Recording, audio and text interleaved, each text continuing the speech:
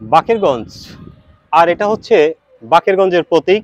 এখানে আপনারা দেখছেন যে বাকেরগঞ্জ লেখা আর দুই পাশে দুইটি লাভ চিহ্ন, যা হচ্ছে হৃদয়, হার্ট বা ভালোবাসার চিহ্ন, দুটি লাভ চিহ্ন। এটা হচ্ছে বাকেরগঞ্জের প্রথম সৌন্দর্যকরণের একটি স্থান। এজন্য আমি ধন্যবাদ জানাই যারা এই উদ্যোগ নিয়েছে, পৌর প্রশাসক এবং আমাদের উপজেলা নির্বাহী কর্মকর্তাকে। সুন্দর একটি বাকেরগঞ্জের, অন্তত বাকেরগঞ্জের প্রতীক হিসাবে এটি তৈরি করেছে। কিন্তু এখানে আমার কিছু প্রশ্ন রয়ে গেছে, যে এই বাকেরগঞ্জের যে ভাস্কর্যটি তৈরি করলো, এর ডিজাইন কে করলো, আর এর নীতি নির্ধারক বা এটার পরিকল্পনা কারা করলো, এবং সেই ডিজাইনে বা এটা কোন ডিজাইনে হবে সে বিষয়ে কি স্থানীয় দুই একজন শিল্পী, স্থানীয় দুই একজন সাংস্কৃতিক কর্মী বা দুই একজন বিশিষ্টজন বা রাজনৈতিক ব্যক্তিবর্গ, তাদেরকে কি সেখানে রাখা হয়েছিল কিনা আমি জানি না। তবে আমার ধারণা যেখানে এই ডিজাইনটা সম্পর্কে অন্ততপক্ষে বাকেরগঞ্জ নিয়ে যারা কাজ করে, বাকেরগঞ্জের ইতিহাস, ঐতিহ্য, সংস্কৃতি নিয়ে যারা কাজ করে, তাদেরকে হয়তো ডাকা উচিত ছিল। প্রথমত এই যে দেখছেন লাভ চিহ্নটি, এটি সুন্দর, ভালোবাসার প্রতীক, ঠিক আছে, কিন্তু আমাদের বাকেরগঞ্জ যিনি প্রতিষ্ঠা করেছেন আগা বাকের খাঁ, তাকে বলা হয় ইতিহাসের সিংহ পুরুষ।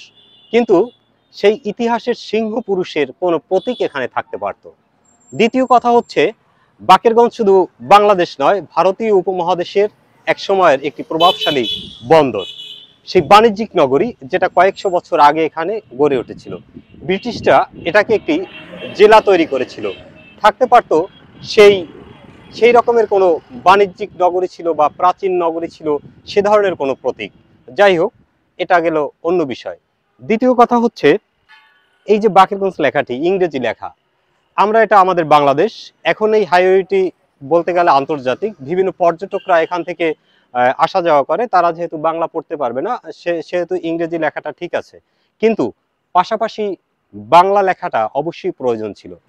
সেটা মানে নিয়ম অনুযায়ী বাংলা লেখাটা বড় থাকবে আর এইটা ছোট থাকবে, কিন্তু এখানে এইটাই বড় থাক, কিন্তু বাংলা লেখাটা অন্তত প্রাধান্য দেওয়া উচিত ছিল, যেহেতু বাংলা আমাদের মাতৃভাষা, বাংলা রাষ্ট্রীয় ভাষা, বাংলা অফিসিয়াল ভাষা, সে ভাষাটি প্রয়োজন ছিল। তৃতীয়ত, এখানে কি লেখা হবে না হবে আমি জানি না, এখন পর্যন্ত জানি না, তবে এখানে থাকা উচিত, এখানে একটি ফলক থাকা উচিত, যে ফলকে এই বাকেরগঞ্জের ইতিহাস, ঐতিহ্য এবং আকা বাকের সম্পর্কে লেখা থাকা উচিত ছিল, যে আকা বাকের কে ছিলেন, তিনি কোথা থেকে এসেছেন, এই বাকেরগঞ্জ কবে প্রতিষ্ঠিত হয়েছিল, বাকেরগঞ্জের পূর্ব নাম কি ছিল। এবং আরেকটি কথা, বাকেরগঞ্জ এখন যেভাবে আমরা লেখি, আজ থেকে 30 বছর আগে এভাবে লেখা হতো না, বয় আকার, এরপর খ দিয়ে লেখা হতো, এখন ক দিয়ে লেখা হয়। সেই পুরনো লেখাটিও এখানে কোথাও সংযোজন করা উচিত ছিল। এরকম অনেক অসঙ্গতি রয়ে গেছে, যদিও এটি সৌন্দর্য হয়েছে, এটার আমি প্রশংসা করি, ভালো একটি উদ্যোগ, এটি দেখতে পথের পাশে খুব সুন্দর দেখাবে। সর্বশেষ যে কথা হচ্ছে, আসলে এটার স্থায়িত্ব কতদিন। আপনারা জানেন যে আমাদের এই পদ্মা সেতু হওয়ার পরে এই যে সড়কটি, এই সড়কটি আজকে হোক 2 বছর পরে হোক, এটি কিন্তু 4 লেন 6 লেন হবে। তখন আসলে এটা কি থাকবে আদৌ? যদি নাই থাকে, 1 বছর বা 2 বছর থাকে, তাহলে এই টাকাটা এখানে ব্যয় না করে এই নির্মাণটা অন্য কোথাও কি করা যেত কিনা, সে বিষয়ে আমার একটি প্রশ্ন রয়ে গেল। আমার এই যেগুলো প্রশ্ন রেখেছি, সেই মতামতের সাথে যদি আপনারা কেউ এক হয়ে থাকেন, অবশ্যই কমেন্টসে জানাবেন। সবাইকে ধন্যবাদ। আল্লাহ হাফেজ।